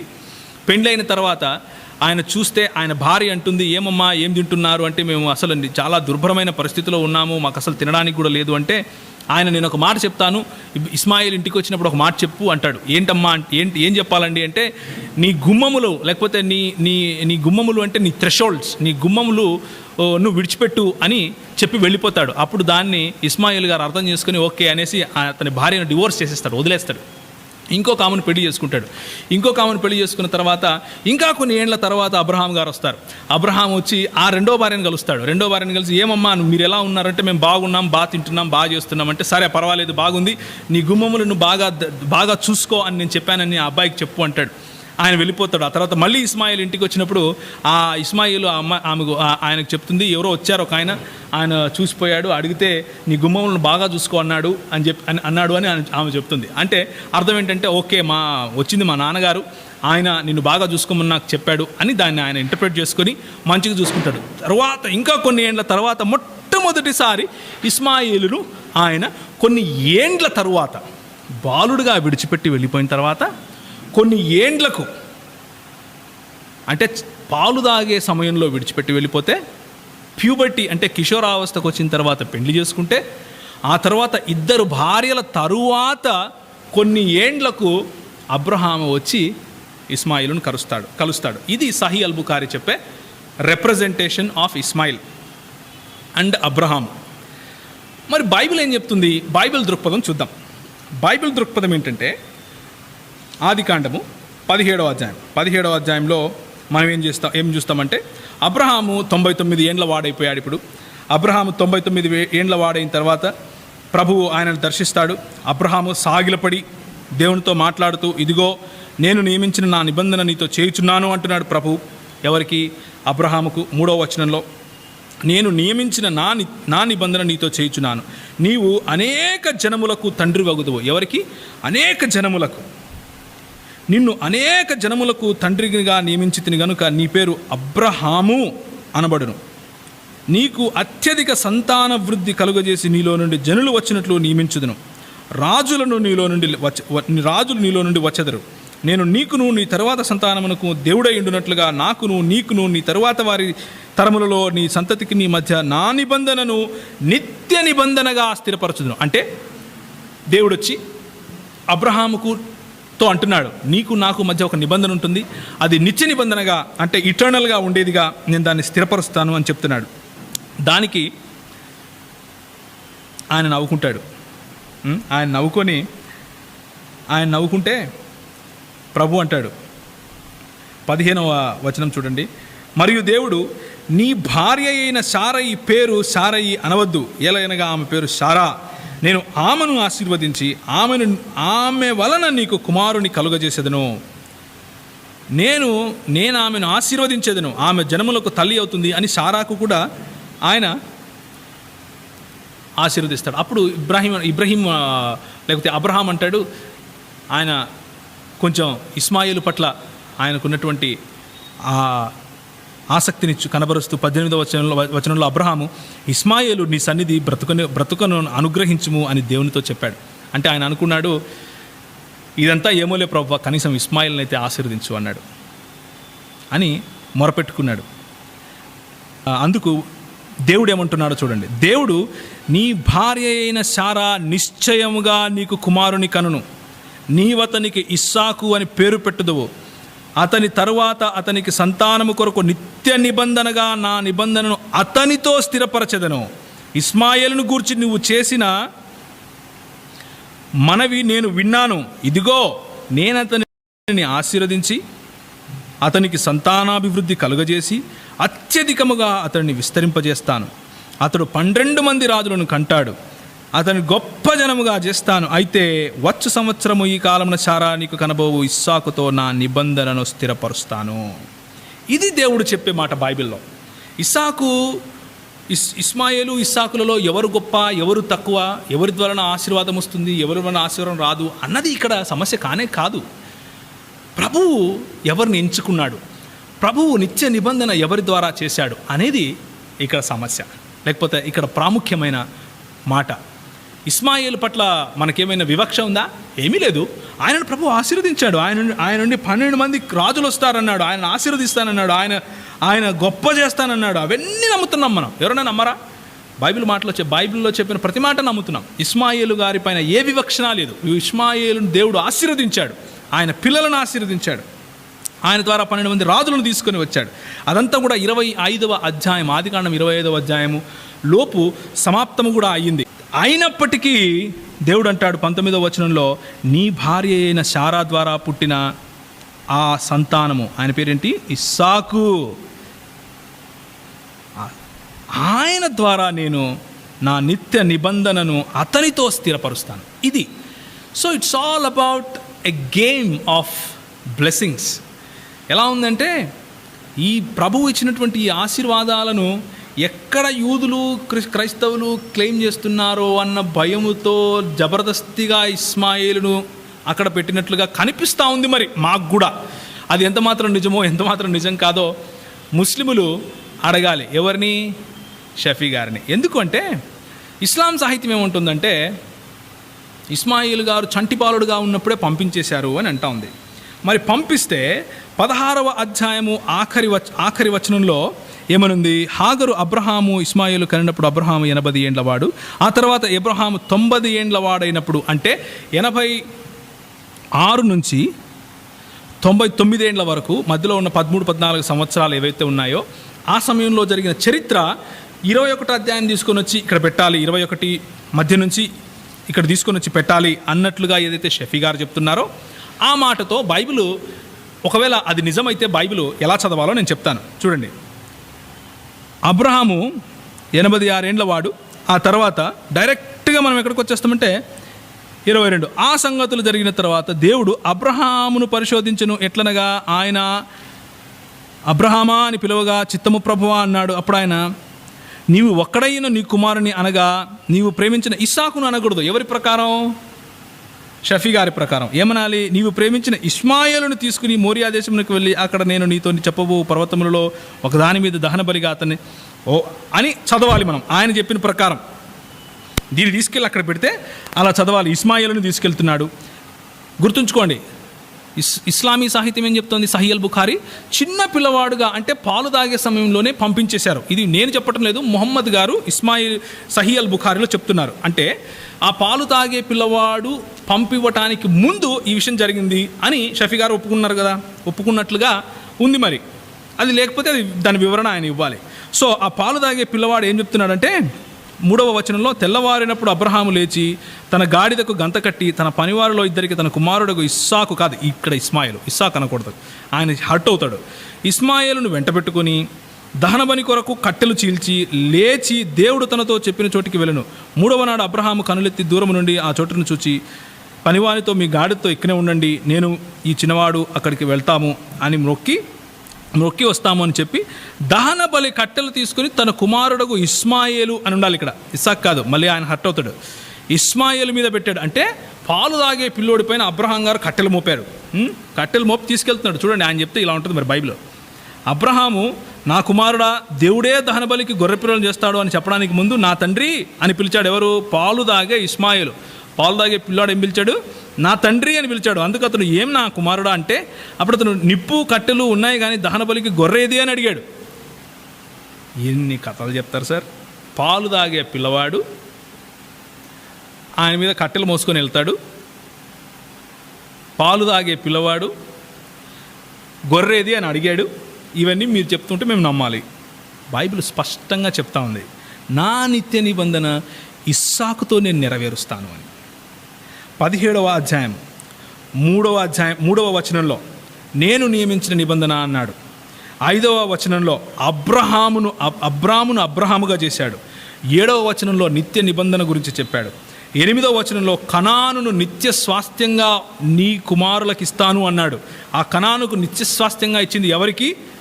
18వ వచనం, ఇస్మాయేలు నీ సన్నిధికి బ్రతకనిమ్ము అని ఆయన కోరుకుంటే అదంతా సరే కానీ నిత్య నిబంధనను ఇస్సాకుతో స్థిరపరుస్తాను అన్నాడు. కనానును నిత్య స్వాస్థ్యంగా ఈ రోజుకు కూడా ఇస్సాకుకే ఇచ్చాడు ప్రభు. 25వ వచనంలో 13 ఏండ్ల వాడు ఇస్మాయేలు అయిపోయాడు అప్పటికే. ఇక్కడ 17వ అధ్యాయము 25వ వచనం ఒకసారి చూడండి దయచేసి. 17వ అధ్యాయము 25వ వచనం చూడండి. సున్నతి పొందారు వాళ్ళిద్దరూ. అతని కుమారుడైన ఇస్మాయిలు గోప్యాంగ చర్మము సున్నతి చేయబడినప్పుడు అతడు 13 ఏండ్ల వాడు.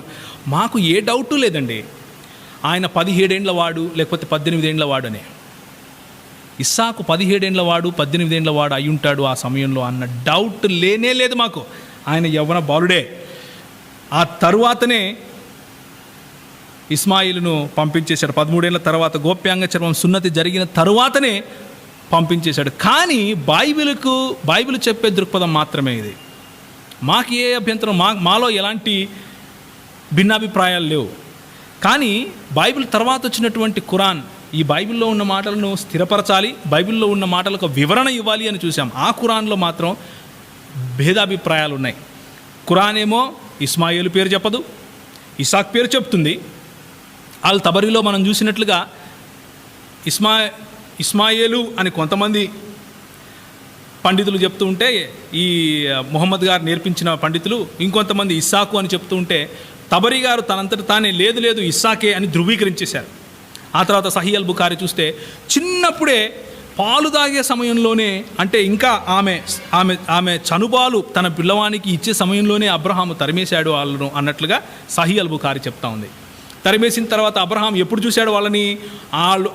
ఆయన పెండ్లి చేసుకున్న తరువాత. సో ఇస్లామీ దృక్పథం ప్రకారము ఇంకా ప్రశ్న అలాగే ఉంది, బాలుడినా యవనస్తున్నా? ఇస్లామీ సాహిత్యం ప్రకారం చిన్న బాలుడు ఎలా అడుగుతాడు? చిన్న బాలుడు ఎలా కట్టెలు మోస్తాడు? కాబట్టి జబర్దస్తిగా బైబిల్లో మీ దృక్పథాలు తీసుకొని వచ్చి రుద్దకండి. రుద్దటం వల్ల ఏమీ లాభం ఉండదు. ఎందుకంటే అపహాస్య పాలవుతారు. సో ఇప్పుడు ప్రశ్న ఇంకా అలాగే ఉంది. ఏంటి? వెళ్ళింది ఇస్మాయిలా, ఇస్సాకా? బైబిల్ చెప్పే స్పష్టమైన ఆన్సర్ ఏంటంటే ఇస్సాకు. ఎందుకంటే నిత్య నిబంధన ఇస్సాకు ద్వారానే సఫలమవుతుంది అని దేవుడే చెప్పాడు కాబట్టి.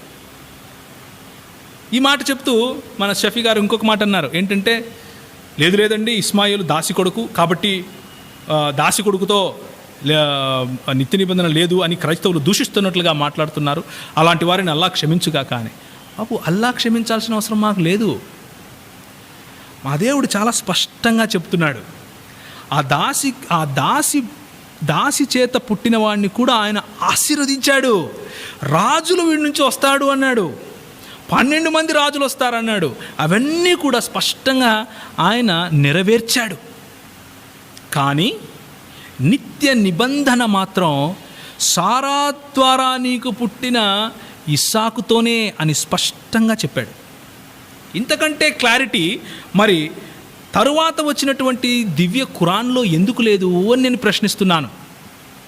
మనం ఇంతకుముందు చూసినట్లుగా ఖురాన్ వచ్చిందే స్పష్టత తేవడానికి కదా. మరి ఖురాన్లో ఎందుకు లేదు స్పష్టత?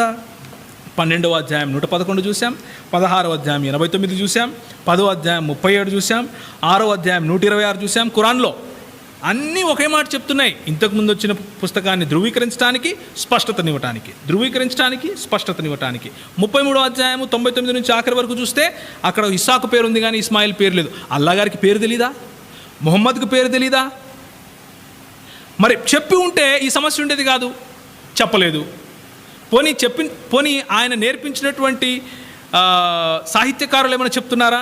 తబరి అంటాడు, కొంతమంది ఇస్మాయిల్ అంటున్నారు, కొంతమంది ఇస్సాక్ అంటున్నారు. నేనేమో యాజ్ అ హిస్టారియన్ నేనేమంటున్నానంటే ఇస్సాకే పైన చూపించినట్టు రుజువులు కూడా చూపిస్తున్నాడు ఆయన. ఎందుకు ఇస్సాకు అనడానికి సహీహ్ అల్ బుఖారీలో చూసాం. ఏమని? చిన్న బాలుడుగా ఉన్నప్పుడే ఆయనను పంపించేశాడు కాబట్టి ఇప్పుడు ఏకైక కుమారుడు ఎవరు? ఇస్సాకే. చాలా క్లియర్గా 22వ అధ్యాయం ఆదికాండం మనం మొదట చూసుకున్నప్పుడు ఏం చూసాం చూడండి. నీకు ఒక్కడై ఉన్న నీ కుమారుని ఇప్పుడు ఒక్కడిగా ఎవరున్నారు? ఇస్సాకే ఉన్నాడు. ఎందుకు? ఇస్మాయిల్ వెళ్ళిపోయాడు కదా. సో బైబిల్ని దాని కాంటెక్స్ట్లో చదవడం చాలా మంచిది. మీరు బైబిల్ చదవండి. ముస్లిం సోదరులకు కానీ షఫీ గారికి కానీ నేను ఆహ్వానం ఇస్తున్నాను. బైబిల్ చదవండి, కానీ కాంటెక్స్ట్, దానికి ఉన్నటువంటి పరిధిని మించి చదివితే మీరు తప్పుడు అర్థాలు తీసుకొస్తారు. తప్పుడు అర్థాలు తీసుకొని వచ్చి బైబిల్ను తప్పుగా ప్రూవ్ చేయరు, మీ గ్రంథాలనే తప్పుగా ప్రూవ్ చేయాల్సి ఉంటుంది. మీ ఖురాన్ గ్రంథాన్ని తప్పుగా ప్రూవ్ చేయాల్సి ఉంటుంది. ఎందుకు? ఇప్పుడు మీరు అవుట్ ఆఫ్ కాంటెక్స్ట్ చదవడం వల్ల ఏం జరిగింది? మొహమ్మద్ గారు తప్పైపోయారు కదా. మీ ప్రకారం, నేను అనటం లేదు, మీ ప్రకారమే. షఫీ గారేమో చాలా కష్టపడిపోయాడు. ఏమని? పెద్దవాడు కాదు చిన్న బాలుడు చేస్తున్నారు, పెద్దవాడు కాదు చిన్నవాళ్ళుగా చూపిస్తున్నారు. ఎందుకు చూపిస్తున్నారంటే ఆశీర్వాదాలు కొట్టేద్దామని అంటున్నాడు. కానీ చూపించేది మేం కాదు. ఎవరు? మొహమ్మద్ గారు చిన్న బాలుడిని. చూడండి సహీహ్ అల్ బుఖారీ, చిన్న బాలుడు నర్సింగ్ చైల్డ్ అని ఆయన మొహమ్మద్ గారు చెప్తున్నారు కదా. సహీహ్ అల్ బుఖారీ చెప్తా ఉంది కదా. ఖురాన్ ఏమో 33వ అధ్యాయంలో ఇస్మాయిల్ పేరే తెలీదు, అల్లా గారికి ఇస్మాయిల్ పేరు తెలీదండి. కాబట్టి ఏదైనా ఒక సబ్జెక్ట్ తీసుకున్నప్పుడు మనం ఏం చేయాలి అంటే అది ఎందుకు అక్కడ ఉంది, దాని అర్థం ఏంటి, అసలు ప్రభు ఏం నేర్పించాలని చూస్తున్నాడు అక్కడ అన్నది మనం కూలంకషంగా చర్చించుకోవాలి. ఇంకొక మాట అన్నాడండి. ఆయన అన్నాడు, బేర్షబాలోనే ఇస్మాయిల్ కూడా ఉన్నాడు, బేర్షబాలోనే అబ్రహాం కూడా ఉన్నాడు, తిరిగి అక్కడికే వచ్చారు అని అంటున్నాడు. ఒకసారి చూద్దాం, తిరిగి అలా ఉందా అక్కడ? 22వ అధ్యాయం చూడండి. తరువాత అబ్రహాము తన పనివారి యొద్దకు తిరిగి రాగా, తిరిగి ఎవరి దగ్గరకు వచ్చాడు? పనివారి దగ్గరికి వచ్చాడు. తిరిగి ఎక్కడికి? బేర్షబాకు రాలా. ఒకవేళ బేర్షబాకు వచ్చినా మాకు పోయేదేం లేదు. కానీ నేను ఎందుకు చెప్తున్నానంటే వాక్యము ఎలా ఉందో అలాగే చదవండి, సొంతంగా మీరు వక్రీకరించకండి. తిరిగి రాగా వారు లేచి అందరూ కలిసి బేర్షబాకు వెళ్ళారు. తిరిగి పనివాళ్ళ దగ్గరికి వచ్చాడు, వాళ్ళందరూ కలిసి బేర్షబాకు వెళ్ళారు. అబ్రహాము బేర్షబాలో నివసించాడు. అది అప్పటి నుంచైనా నివసించవచ్చు, అంతకు ముందు నుంచైనా నివసించి ఉండొచ్చు. You don't read in to the scripture. లేఖనం చెప్పేదాని లోపలికి వెళ్ళి నువ్వు మాట్లాడొద్దు. లేఖనం ఏం మాట్లాడుతుందో అది చెప్పు. ఆ తర్వాత మరి ఈ బెయేర్షెబాలోనే ఇస్మాయిలు నివసించాడా అని ఒకసారి చూద్దాం. 21వ అధ్యాయము 20వ వచనం. అతడు పెరిగి పెద్దవాడై, ఎవరు? ఇస్మాయిలు. అతడు పెరిగి పెద్దవాడై అరణ్యములో కాపురముండి, ఆ అరణ్యములో కాపురముండి విలుకాడాయను. అతడు పారాను అరణ్యములో ఉన్నప్పుడు, ఆ అరణ్యము అన్నప్పుడు ఏ అరణ్యము అన్నదానికి క్వాలిఫికేషన్గా, అతడు పారాను అరణ్యములో ఉన్నప్పుడు అతని తల్లి ఐగుప్తు దేశం నుండి ఒక స్త్రీని తెచ్చి అతనికి పెళ్లి చేశాడు. సో ఆయన ఉండింది పారానులో. దాని పారానుకు బెయేర్షెబాకు తేడా తెలియనంతగా క్రైస్తవులు ఉన్నారు, వాళ్ళని మభ్యపెడదాము అనుకుంటే అది అసంభవం కదా. ఎందుకంటే మన చేతిలో మన పుస్తకం ఉంది. ఈ రోజుకు కూడా మనం వెళ్ళి మనం చూసుకోవచ్చు. ఇప్పుడు ఇవన్నీ చూసిన తర్వాత నేను ఒక సారాంశంలాగా ఈ మాటలను నేను సమరైజ్ చేస్తాను. సారాంశం ఏంటంటే, షఫీ గారి దృక్పథం ఒకటి.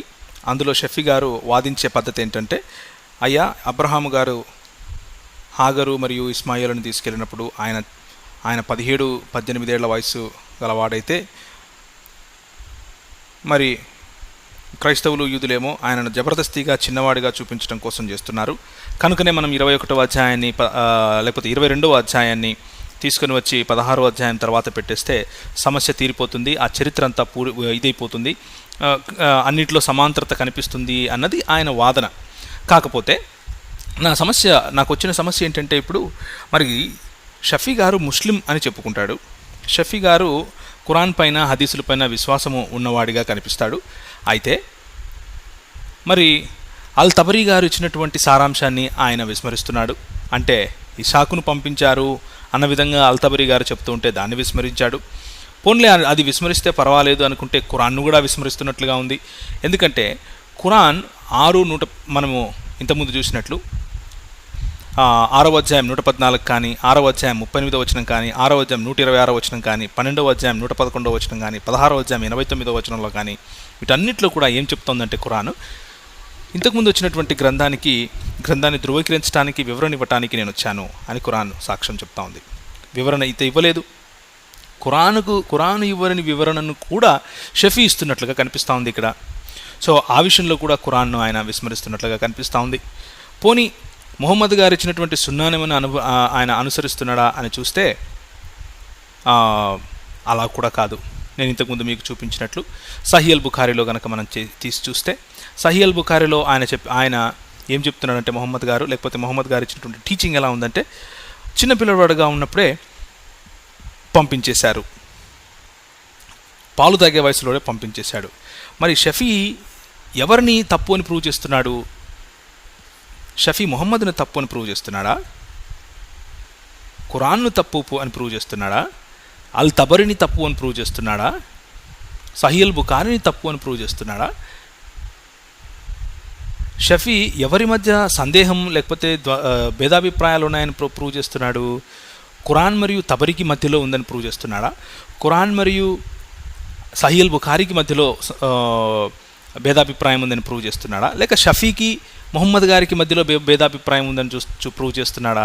నాకు అసలు అర్థం కాని విషయం ఏంటంటే, అల్ తబరీ కంటే ఎక్కువ షఫీ గారికి తెలుసు. ఖురాన్ ఎవరికైతే అవతరించిందో ముహమ్మద్ గారికి, ఆయన కంటే ఎక్కువ షఫీ గారికి తెలుసు. సహీహ్ బుఖారీ కంటే ఎక్కువ షఫీ గారికి తెలుసు. పోనీ నిక్కచ్చిగా 13 సంవత్సరాల తర్వాత ఆయనకు గోప్యాంగ చర్మం సున్నతి జరిగింది, ఆ తరువాత ఇస్సాకు పుట్టాడు కనుక 13 సంవత్సరాల తర్వాతనే ఈయనని పంపించేసి ఉంటారు అని బైబిల్ చెప్పే సాక్ష్యాన్ని స్పష్టంగా మేము ఒప్పుకుంటున్నాం క్రైస్తవులంగా. 13 సంవత్సరాల తర్వాత అంటే 17 కావచ్చు, 18 కావచ్చు, ఆ సమయంలోనే పంపించాడు అని మేము ధైర్యంగా చెప్తున్నాం. కానీ అందులో మాత్రం ఆయన తప్పులు పడుతున్నాడు. మరి ఈయన ఖురాన్ ఇచ్చే టీచింగ్ను ఒప్పుకోనట్లా? ముహమ్మద్ అనుచరుడా ఈయన, లేకపోతే ముహమ్మద్కు వ్యతిరేకంగా నిలబడుతున్నాడా అనేది నాకు అర్థం కావట్లేదు. దయచేసి ముస్లింలు ఎవరైతే ఖురాన్ను, హదీసులను, తర్వాత వారి చరిత్రను నమ్ముతారో వారు దయచేసి దయచేసి ఈ భేదాభిప్రాయం ఏదైతే ఉందో షఫీ గారికి ఖురాన్కు మధ్య, షఫీ గారికి ముహమ్మద్ గారికి మధ్య, షఫీ గారికి హదీసులకు మధ్య, దాన్ని మీరే ఆయనను ప్రశ్నించి తేల్చుకోమని నేను మిమ్మల్ని ఆహ్వానం ఇస్తున్నాను. కాబట్టి నేను మీకు ఇచ్చే ఆహ్వానం ఏంటంటే, ఈరోజు కూర్చున్న వారికి మనము ముగించడానికి ముందు మన సబ్జెక్ట్లకు కూడా వద్దాం. కానీ అది క్రైస్తవులైనా క్రైస్తవేతరులైనా సరే లేఖనాన్ని పరిశోధించేటప్పుడు దానికి ఉన్న పరిధి ఒకటి ఉంటుంది, దానికి ఒక కాంటెక్స్ట్ ఉంటుంది, దానికి ఒక ఆ కాంటెక్స్ట్లోనే, ఆ సందర్భంలోనే మనం చదవాలి. ఆ సందర్భాన్ని విడిచి విరగొట్టి వేరేది ఎక్కడో తీసుకొని వచ్చి పెట్టాలి అంటే అది బట్టబయలైపోతుంది, తెలిసిపోతుంది కదా. కాబట్టి 16వ అధ్యాయం తర్వాత 17వ అధ్యాయంలో ఉన్న మాటలే కరెక్ట్. 21వ అధ్యాయం మధ్య భాగము లేకపోతే 22వ అధ్యాయం తీసుకొని వచ్చి అక్కడ పెట్టవలసిన అవసరము లేనే లేదు. ఎందుకంటే 21వ అధ్యాయంలో అబ్రహాము అబీమెలెకు దగ్గరికి వెళ్ళిపోవడం, అక్కడ షారా గురించి అబద్ధం ఆడటం, ఆ తర్వాత అంటే ఆ ఒక్క సంవత్సరం 99 నుంచి 100 సంవత్సరాల వరకు ఆ ఒక్క సంవత్సరం ఆయన పొందిన ఇన్సల్ట్, ఆ తర్వాత వెనక్కి వచ్చిన తర్వాత ప్రభు ఆయనను ఆశీర్వాదం తిరిగి గుర్తు చేయటం, నేను నీకు కనాన్ని ఇస్తానన్నా, నువ్వెందుకు వెళ్తున్నావు అక్కడికి అని చెప్పటం, ఆయనను పరిశోధించటం, ఆ పరిశోధనలో లేకపోతే ఆ టెస్ట్లో అబ్రహాము విజయంగా బయటికి రావటం, ఇస్సాకు ద్వారా ఈనాటికి కూడా మనకు ఆ ఆశీర్వాదాలు ఇవ్వటం జరుగుతూ ఉంది. కానీ ఇదంతటిని చుట్టూ గోల్ తిరిగి ఒక్క విషయం మిస్ అవుతున్నారు షఫీ గారు కానీ, వినేవారు కానీ, ముస్లిములు కానీ, క్రైస్తవులు కానీ. అదేంటంటే the story is about the lamb. ఆ కథ మొత్తం కూడా దేవుడు ఏర్పాటు చేసినటువంటి యెహోవా ఈరే అని తనను తాను పిలుచుకున్నటువంటి దేవుడు ఏర్పాటు చేసిన ఆ గొర్రె గురించి స్టోరీ ఇది. అర్థమవుతుందా? నీ విజన్, నీ తలాంతు, నీ పక్షంలో దేవుడు నిన్ను సమర్పించుకో, నీ గురించి నిన్ను నువ్వు అన్నప్పుడు నీ చేత కాకపోతే నువ్వు చేయలేవు అని ఆయనకు తెలుసు. కానీ నువ్వు విధేయత చూపిస్తే నీకోసం, నీ పక్షంగా ఒక గొర్రెపిల్ల రెడీగా ఉంది. ఆ గొర్రెపిల్ల మరెవరో కాదు, యేసుక్రీస్తు ప్రభువారు. ఆ యేసుక్రీస్తు ప్రభువారి వలనే ఈరోజు ముస్లిములకైనా, క్రైస్తవులకైనా, బౌద్ధులకైనా, హైందవులకైనా, ఇంకెవరికైనా సరే, భూప్రపంచంలో ఎవరికైనా సరే ఈ యేసుక్రీస్తు ద్వారానే, ఆయనే ఈరేగా, యెహోవా ఈరేగా మన మధ్యకు వచ్చి మన కోసం ఆయన ప్రాణం పెట్టాడు, బలి యాగం చేశాడు. ఆ బలి యాగం కారణంగానే ఈరోజు మనం పాపములను ఆయన పైన, మన పాపములను ఒప్పుకుంటే ఆయన మన పాపములను పరిహరించగలడు అన్న విషయం బైబిల్ చెప్తా ఉంది. ఈ సెంట్రల్ ఐడియాను విడిచిపెట్టి ఎప్పుడైతే మనము ఆ గొర్రెపిల్ల రక్తంతో ప్రోక్షింపబడతామో అప్పుడు మనకు ఈ ఇస్సాకు ద్వారా దేవుడు ఏ నిత్య నిబంధననైతే స్థిరపరిచాడో అది ఈరోజు సంఘానికి కూడా, క్రైస్తవ సంఘానికి, అంటే యేసుక్రీస్తు శరీరంలో భాగస్వాములైన మనకు అది ఆపాదించబడుతుంది. అంతేగాని వాక్యాన్ని వక్రీకరించడం వల్ల, వాక్యంలో ఇస్సాకు అన్న పేరు తీసేసి ఇస్మాయిలు అని పెట్టడం వల్ల ఏ లాభం లేదు. లాభం ఒకే ఒక చోటు ఉంది, యేసు ప్రభు పాదాల దగ్గరికి రావటం, నేను పాపిని పశ్చాత్తాపడటం, ఆ పశ్చాత్తాపం ద్వారా ప్రభువుని సొంత రక్షకునిగా అంగీకరించిన మరుసటి రోజు నీ జీవితం మారిపోతుంది. సహోదరుడా, సహోదరి, లేఖనాన్ని లేఖనంగా అంగీకరించు. ఈరోజు నీ హృదయం కనుక నువ్వు కఠినపరుచుకుంటే మళ్ళీ రేపు రాదేమో. నీకున్నటువంటి ఆ విజన్ ఏంటి? నీకున్నటువంటి దేవుడు నీకు ఇచ్చిన ఆ ఒక్కగానొక్క తలాంతు ఏంటి? నువ్వు అడిగి గోజాడి తెచ్చుకున్నటువంటి ఆ ఒక్కగానొక్క తలాంతు ఏంటి? నువ్వు ఇవ్వటానికి సిద్ధపడుతున్నావా? అబ్రహాం సిద్ధపడ్డాడు. నువ్వు సిద్ధపడితే ప్రభు నిన్ను కూడా ఆశీర్వదిస్తాడు. నువ్వు సిద్ధపడితే ప్రభు నీ ద్వారా కూడా నిన్ను కూడా ఒక ఛానల్ ఆఫ్ బ్లెస్సింగ్, లేకపోతే ఆశీర్వాదాలకు ఒక ఊటలా నిన్ను తయారు చేస్తాడు. అందుకే యేసు ప్రభు వారు అన్నారు, ఆయన దగ్గరికి ఎవరైతే వెళతారో వాళ్ళ కడుపులో నుంచి జీవజలముల ఊట వస్తుందంట. అది నీకు నాకు కూడా సొంతమయ్యే అవకాశం ఉంది. అబ్రహాం తప్పులు చేయలేదా? చేశాడు. ప్రవక్తలు తప్పులు చేయలేదా? చేశారు. కానీ వాళ్ళు ఎందుకు నీతిమంతులుగా తీర్చబడ్డారు అంటే వాళ్ళు చేసిన తప్పులకో వాళ్ళు చెయ్యని మంచికో కాదు. వాళ్ళు నీతిమంతులుగా తీర్చబడింది విశ్వాసం. నీ కొరకు నీ ప్రభువు ఒక ఉపాయం చేశాడు, దేవుడే ఉపాయం చేస్తాడు, యెహోవా ఈరే అన్న విశ్వాసంలోకి గనక నువ్వు వస్తే నువ్వు కష్టపడాల్సిన అవసరం లేదు, లేఖనాలను వక్రీకరించాల్సిన అవసరం లేదు. ధైర్యంగా ప్రభు దగ్గరికి వచ్చి ఆయన దగ్గర పడి నిన్ను నువ్వు సమర్పించుకోవచ్చు. తలలు వంచుకుంటే ప్రార్థన చేసుకుందాం.